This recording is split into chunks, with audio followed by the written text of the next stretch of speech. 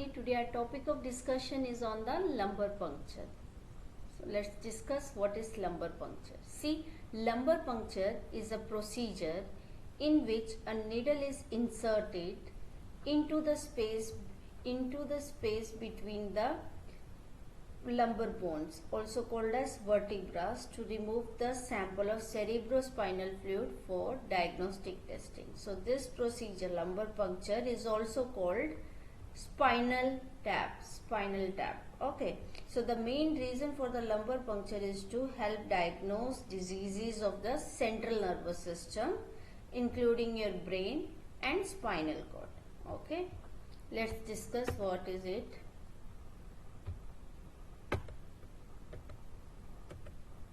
See, lumbar puncture is the insertion of the spinal needle in through the L3 and L4. Here you can see the L3 and L4 interspace into the lumbar subarachnoid space to obtain the cerebrospinal fluid and measure the cerebrospinal fluid or pressure. So, here we can see the lumbar puncture is the insertion of the spinal needle into the lumbar 3 and 4. Now the question arises, why we use lumbar 3 and lumbar 4? See, because using these landmarks will avoid inadvertent damage to the conus medullaris, which typically terminates of the L1. So we use L3 and L4, as well as we can use L4 and L5. Okay. Now next question arises,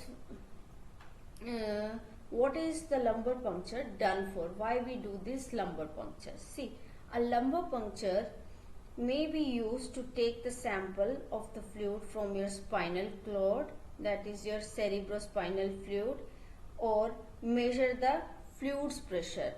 Measure the cerebrospinal fluid or pressure, or to help diagnosis conditions of your central nervous system, including your brain and spinal cord, and to inject the medicines such as painkillers, antibiotics or chemotherapy, to inject a spinal anesthetics to numb the lower part of your body before an operation.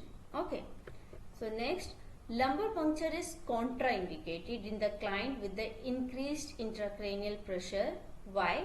Because the procedure will cause a rapid decrease in the pressure within the CSF around the spinal cord. Okay, so thus leading to brain herniation. Next, what is the pre-procedure intervention? Let's discuss. First of all, obtain an informed consent, as it is a invasive procedure, so you have to take the informed consent before the procedure and have the client empty the bladder. So next, intervention during the procedure. What you have to do during the procedure? Very important thing is the positioning. Position the client in the lateral recumbent position and have the clients draw the knees up to the abdomen and the chin onto the chest.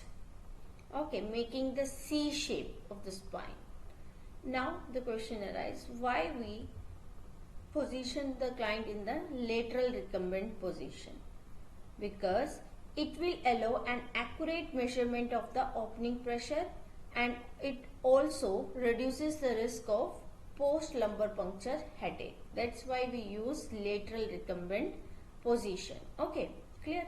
So next, assist with the collection of specimens and label the specimens in sequence. Maintain strict asepsis, otherwise infection may occur. Okay. Next is post-procedure intervention. After the procedure, what you have to do? You have to monitor the vital signs, neurological signs, position the client flat as prescribed, force fluids, monitor the intake and output. Okay, so this is all about the post-procedure interventions. Clear?